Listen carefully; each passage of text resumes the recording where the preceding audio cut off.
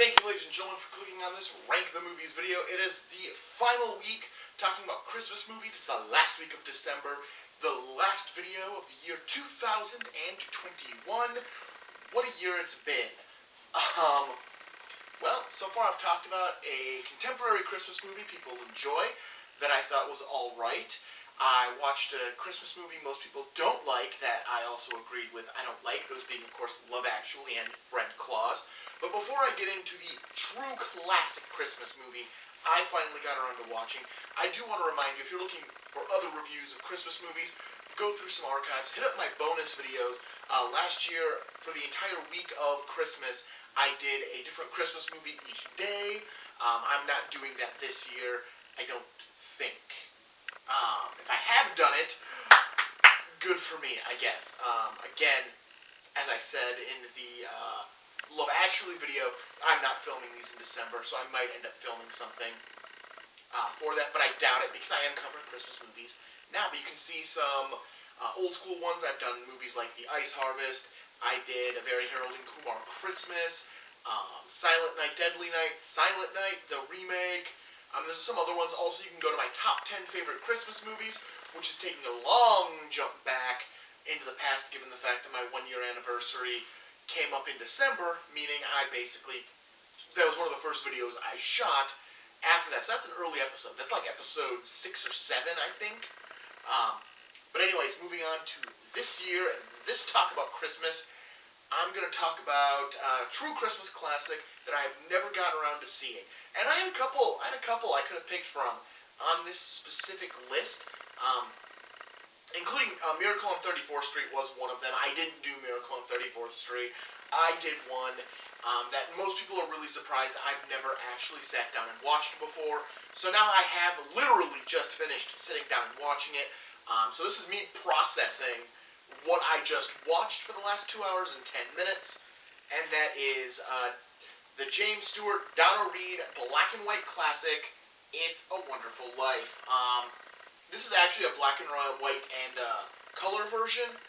I had the option. I did watch it in black and white.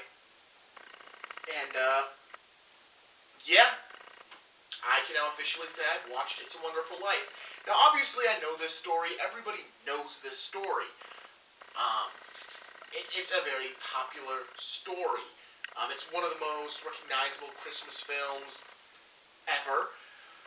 And, you know, it's... I get it and I don't, all at the same time. All in one sentence, I can say I understand why people love this movie, and at the same time go, I don't get why people love this movie. To begin with, it feels weird that it takes... I'm going to shake my snow globe because I just want to. Attention deficit disorder. That's why you can't have toys on the table. I'm surprised I'm not just sitting here going... Alright.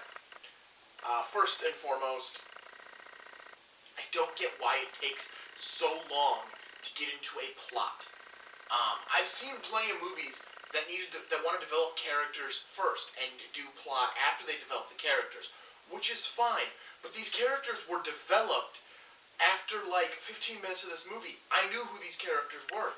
I didn't need an hour and 15 minutes of just character development before we actually get into the plot.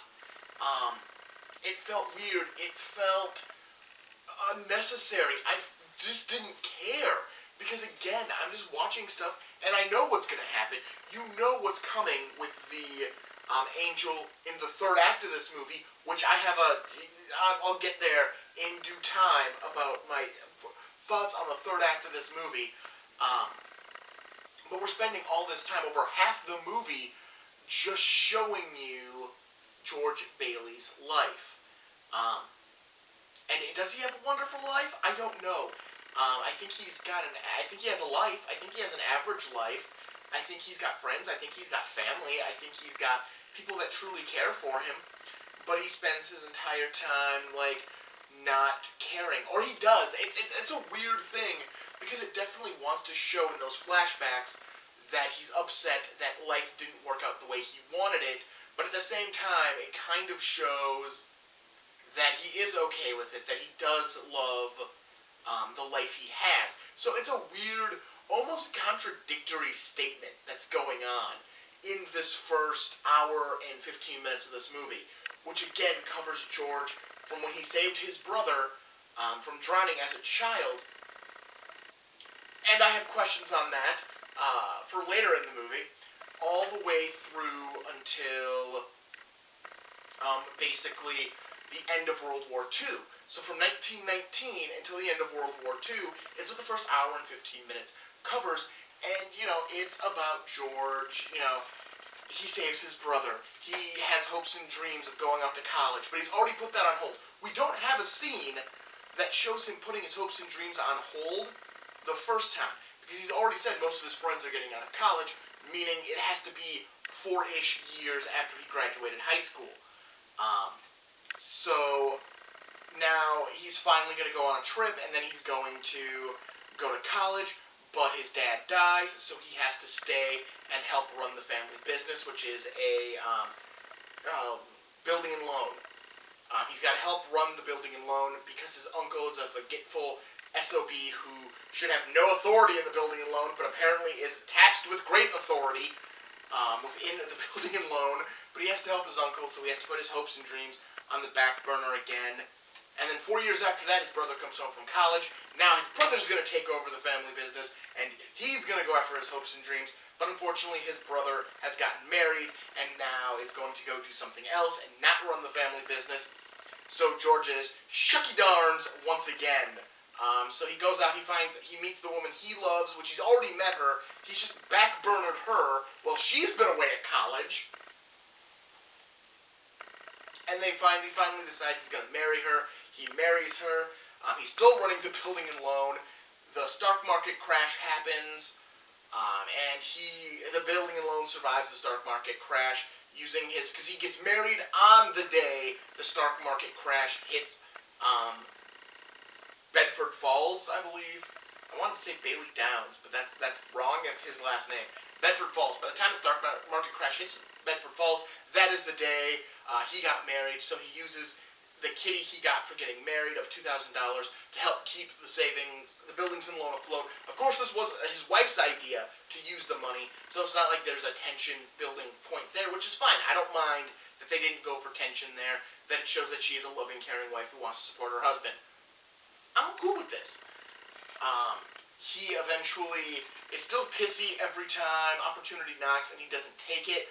He has a friend who wants to bring him in on plastics, and he doesn't take that opportunity either, because again he feels that he is required to run the buildings and loan to keep Mr. Potter from taking over, because Potter's an old bastard who just wants to be an old bastard. So he has a couple of kids. Then we get some quick succession happening. So this movie makes a point to play out all these moments in great detail. Again, over like an hour and 10 minutes, or maybe an hour and 7, just a little over an hour. More than an hour of this movie is playing out these events in great detail, in huge detail. Then they decide to take all of World War II and condense it into about 5 minutes of this movie. What? Why? Why haven't we been doing that this whole time? Why haven't we been condensing the movie this whole time? Oh, I also missed when he was a young child after he saved his brother. He stopped a druggist from killing a child because he was working after his own son died. Good for him. And he was being flirted with by 2 girls when they were like 12. And one of them was younger. One of them had to have been younger, because I'm pretty sure it's the one he ends up marrying, who is the same age as his little brother. I think that's how that worked out. It wasn't really made super clear. Or maybe I just wasn't paying attention for that, like, huge, at the moment they meet up at the school dance, that he is crashing. Maybe I just missed that point, that it was clearly her. I'm sure it's her. I'm assuming it was her, who whispered into his bad ear that she was going to marry that boy someday. Because she's in love with the boy. Doopy doop doop doop. She's in love with the boy. Doopy doop doop doop. And even if they have to run away, she's going to marry that boy someday. Yep. Yep, that was way more entertaining than parts of this movie. So anyways, I skipped that point because that happened. But yeah, so they quickly shoot through the World War II stuff and just have these angels explain.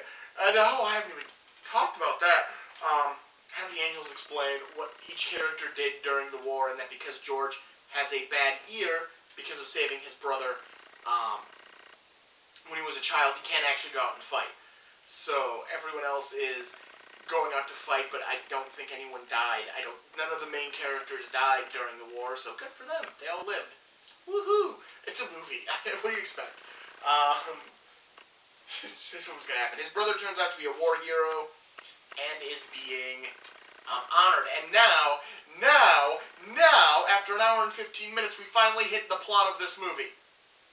We've had an hour and 15 minutes of build-up. Again, this movie is 2 hours and 10 minutes long. It's like 2 hours and 8 minutes without the credits. So, more than half of this movie is setup. That is not the way it's supposed to work. I'm supposed to get plot for most of this movie, not setup. And I get it. You get thin plots where it's basically just character-driven movies, where the plot isn't all that important. What is important are the characters. This is not one of those movies. When you hit the plot is very important. The plot is the driving focus of the entire latter part of this movie. But we had all this character development to get us to this, and again, we didn't need that much character development. We just needed the highlights to make the third act make sense. And the third act doesn't make sense because of how it's just stitched into this movie. Anyways, it is now Christmas Eve. We finally got to the point of why I'm doing this movie now in December and why people watch it in December, because the part anyone cares about this movie takes place on Christmas Eve. Again, this is a movie. I don't even know if I've made this statement yet. I made it in my head while I was watching it. This is a movie people watch over and over again, not for the entire 2 hour and 10 minute run, but probably for about like 15 select minutes of this movie is all they care about. And it doesn't matter. They'll sit through the rest of it, but really, the only reason they like it is like 15 minutes out of this movie, because the rest of it is just unnecessary. So we move on, and it's now Christmas Eve, and his uncle, George Bailey's uncle, who is still working for the building and loan, although it has now been 15 years. He should be close to retirement, if not retirement. I'm not sure what retirement age was in 1945, but I'm pretty sure he had to have been close to it. But they don't do anything to show that these actors are older than they were supposed to be. It's kind of like Fred Claus when Bailey in Bedford Falls. Once you hit a certain age, and that age is apparently when you're 18, but you look like you're in your 30s. You just freeze and die because nobody looks like they age in this movie. The druggist who he stops from poisoning a child looks like a dirty old man when he's a child, and he looks exactly the same 30 damn years later. It's ridiculous. It's ridiculous. But anyways, his uncle, who wears the things around his finger, he ties string around his finger so he doesn't forget things, but still forgets the things that he ties the strings around his fingers to not forget. He is tasked with taking $8,000. In 1945, that is an assload of money, to take $8,000 and deliver it to the bank so they can balance their books by the end of the year. I get it from a plot perspective, but as a person who's worked in business, I know that the end of the year is not the same as the end of your fiscal year, most likely. For some businesses, they get lucky, and it is. Most businesses, it's not. Like, is this one of those ones that just happened to have started during the first quarter in whatever year it started in? Because generally, your fiscal year ends at the beginning of whatever quarter your business started in. At the beginning of that quarter. I currently work for a business that's fiscal year begins in the start of the fourth quarter, so October is when the fiscal year begins. And that's generally how it works. So they must have started in January, February, or March of whatever year, and that's why it needs to be balanced out before the end of the year. Alright, that rant is done. So he ends up bragging because his nephew, Harry, the one who actually got to go off to war and actually gets to live a life, the one George is probably very, I lost the word that I'm trying to think of. He's very covetous. He covets. He's envious of his brother. There we go. There's the word. He's envious of his little brother, and it's really not shown that well. I think that could have been a much more interesting plot point in this movie than what a lot of this movie did.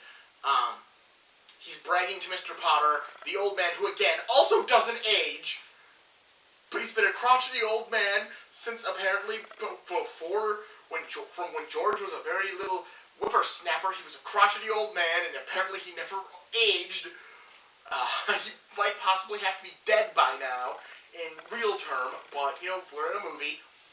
He brags to Mr. Potter about his nephew, and apparently he ends up leaving the envelope for $8,000 with Mr. Potter, who just keeps it because he's a cranky old bastard who doesn't like people and is the type of guy who would just keep an envelope full of $8,000 because he's evil.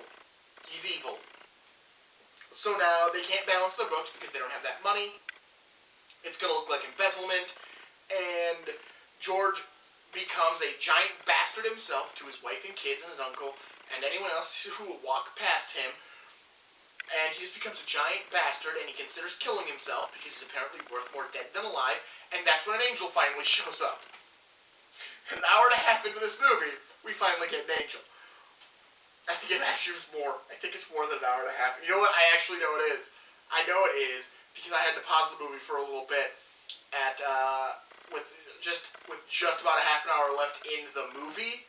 So, and it was right when the angel finally started interacting with George. So we're talking like an hour and 40 minutes is when he finally meets the angel.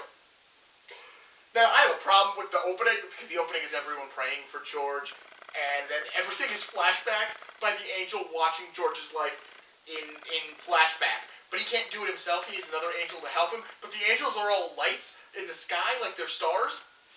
Except one of the pieces of dialogue you hear as the angels are telling Charlie, I think I picked the wrong C name. Let me check the back of the box. He might actually be credited.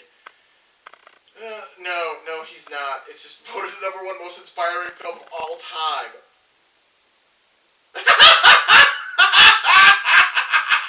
I was not very inspired by this movie. Yeah, it's not going to be on there. It's not on there. There's nothing to actually tell you what the plot of this movie is, because again, the plot doesn't kick in for an hour and 15 damn minutes. Anyways, he's told to sit down. The angel, they're all stars. They're all depicted as stars. He's told to sit down. I'm like, what is he sitting in? Why is he sitting? Was this supposed to be an actual, scene that was supposed to happen in some type of heavenly place, and the people looked at it and went, well, this looks like shit, so they did the stars instead? I don't know, but I was curious why he was told to sit down. It bugged me so much why he was told to sit down. So our angel finally shows up. He can't convince George that he's an angel because who's going to believe it? He did not open with do not be afraid, and that's probably why George didn't believe him. He didn't tell him not to be afraid. You have to tell him not to be afraid when you're an angel. You screwed up It's a Wonderful Life. He should have opened with do not be afraid. That's Bible. Anyways, George finally says the words that we've been waiting an hour and 48 damn minutes for, which is, I wish I had never been born. George finally says these words at an hour and 48 minutes into this movie, and we begin our third act, which is the only part of this movie anyone gives a damn about, so why isn't it the bulk of the damn movie? I have a problem with this. I have a problem with the fact that it is not the bulk of the movie. When I think of great Christmas movies, you think of A Christmas Carol. It also has a very simple plot. Scrooge is visited by 3 ghosts. That is the bulk of the story. Any version you watch, it is the bulk of the story. The setup is about 20 minutes of the movies, of most of those movies, if that. That's a long one. A long one gets a 20-minute setup to the ghosts. then it's ghosts the rest of the movie, regardless of its runtime. It's a Wonderful Life, we get an hour and 40 minutes of setup just to get to the thing we've been waiting for. So he finally says it, I wish I was never born! So now we see the outcome of his life. And I have one, and most of it, okay, it's he's never born. So the bar he goes to is owned by somebody different. That's fine. The druggist killed that kid because George wasn't there to stop him. I buy that one. That one makes perfect sense. I accept that one. Good job, It's a Wonderful Life. That still would have happened. You get an A+ on that one, but your A+ doesn't get you very far because the rest of what he sees makes no damn sense. The building and loan went out of business, which again, I'll give it that one. That one would have happened when his father died. The building and loan would have went out of business. We then hit that the Bailey or Bedford Falls is no longer Bedford Falls. It is now Pottersville, named after Mr. Potter, the rich asshole, or rich douchebag. I can't remember what term I was referring to him as a few minutes ago. He now named the town after him because he apparently owns all of it. Okay, whatever. That's weird, but that's fine. We then have him go to the cemetery. And in the cemetery, he learns that his brother still drowned. I have a problem with this. So his brother drowned because they were going sledding on snow shovels. And they were all sledding down the hill, and his sled went too far, and he ended up falling into the lake. They were sledding on the lake, but they were stopping before they hit part of the lake that had already broken open and was just open water. And that he fell into it. And they're saying that that has still happened and he drowned. My problem is, when I watched that scene, he was there. Now, I had an older brother. I have an older brother. So I understand that when you're the younger brother, you often find yourself hanging out with your older brother's friends. Because he hits that age first where he's hanging out with friends, and you end up tagging along. And that's what this looked like. This looked like the little brother tagging along with the older brother and his friends. So he would never have been there. If George was never born, his brother would never have been there. Therefore, he wouldn't have drowned. He might have died a different way, but it wouldn't have been from that. That wouldn't have happened. He wouldn't have drowned then. Then he finds his wife, who's apparently a spinster, because, she would never have loved another man and never would have, if he was never born, she would never have gotten interested in any other man ever, because that's how life works. Yeah, screw you, movie. I know she would have been married and probably would have had different kids. So Married with Children did this, called It's a Wonderful Life.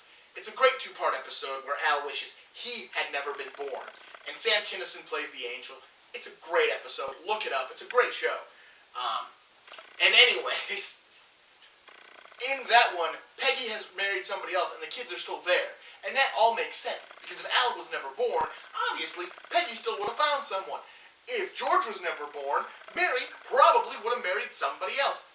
Plus, when she got back from college, she had a suitor. She was on the phone before she decided to go with George with a guy who was pursuing her. So you're telling me she wouldn't have followed up on that if George was never alive.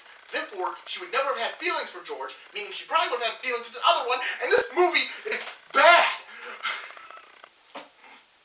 So George finally decides that he wants to be alive, and he's alive, and he finds out all of the good things he's done, has brought him his friends, and they donate the money to save the buildings and loan, and he's no longer in trouble, though no one's asking what happened to the $8,000. Like, if you think he embezzled it, and that's why you're there to arrest him, why would you just rip it up because people are showing up with money? He still might have embezzled it! That's not proof! That's not proof he didn't do anything wrong! That's just people bailing him out at the end of it! Look, dude, still arrest him! Still do an investigation! Still find out what happened to all that money! Also, there's no, Potter doesn't suffer in this movie at all. He is just done. He doesn't necessarily lose in any way, shape, or form because his master plan was just to not get back the money. So he doesn't lose. He comes out $8,000 ahead at the end of this. Yeah, the building loan is still a thing. Yeah, he's still going to be competing with George for the morality of the town, but he's got $8,000. So there's no comeuppance for the villain. For some reason, the potential crimes that we know as the audience weren't committed, but these cops might have known, doesn't know the difference, are just forgiven. And yeah, and the angel gets his wings. And when it got to that line, teacher says every time a bell rings, an angel gets its wings. My brain went to Rocko's Modern Life, where they make that joke about a gas cap, and the response to it is, your teacher's full of crap. And I had to say it to the screen. I openly said it at the screen because that's where my brain was, is your teacher's full of crap. I get it. I get how it's an inspirational and nostalgic film, but it's not a good film. That's the problem. It is 2 hours and 10 minutes of a movie that should have been 90. That should have cut a lot of the back of the flashback. The hour and 15 minutes of setup should have gotten cut down, and it should have focused more on him not being born, and focused more on that, and added more to that, because that was the interesting part of this movie. That was its hook. But it wasn't until the third act. And by then, you just want the movie to come to a close. You just want to move through it. And you could argue it's the second act of this movie, but then the first act runs an hour and 15 freaking minutes. Maybe longer, because the I Wish I Wasn't Born is clearly its own act.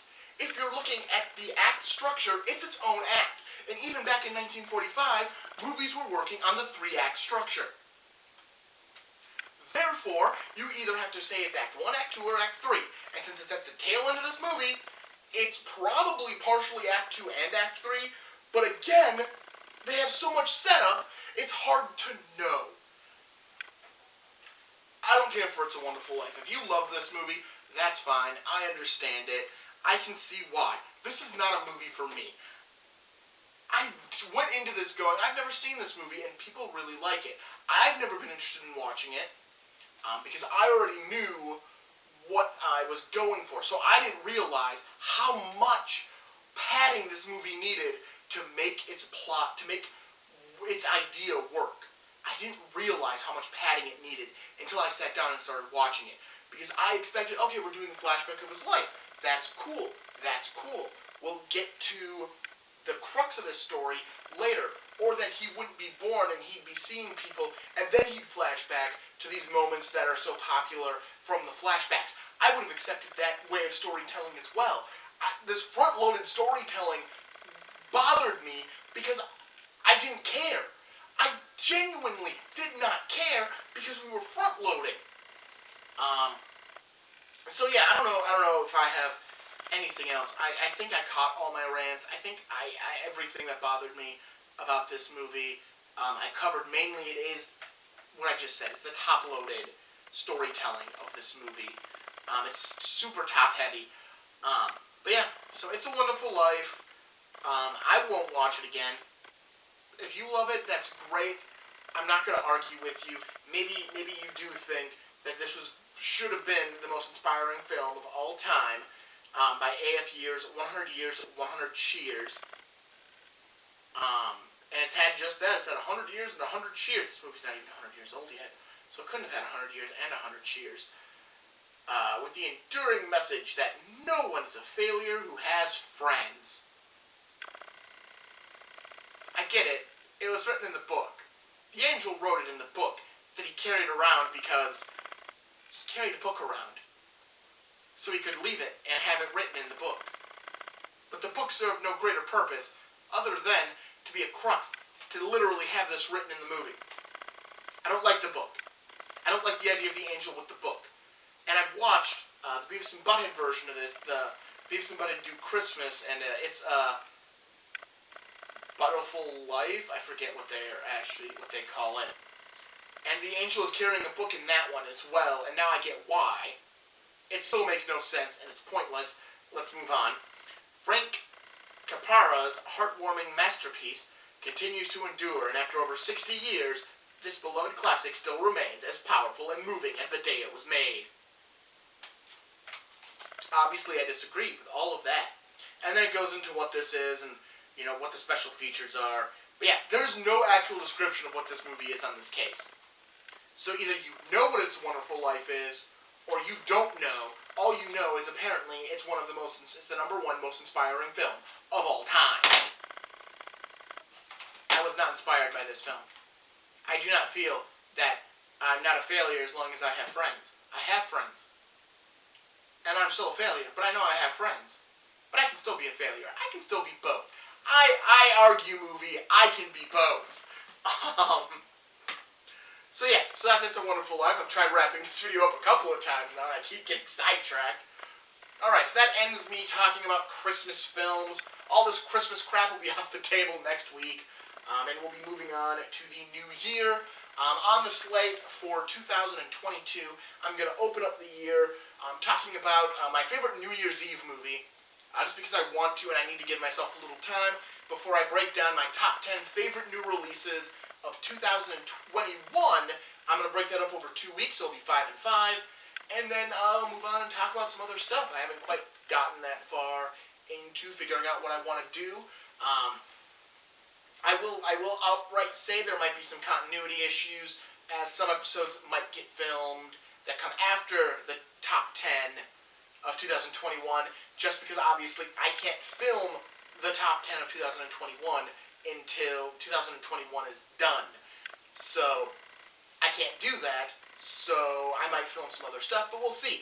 Otherwise, tune in next week for my favorite New Year's Eve movie of all time, and I only count it this way because there's another one maybe I'll talk about both. You know what, maybe I'll just talk about both of the movies that just entered my head. I don't know. Tune in next week and find out. Otherwise, like, comment, and subscribe. And check out more content. I've got plenty of videos. This is like episode 110, I think, 109.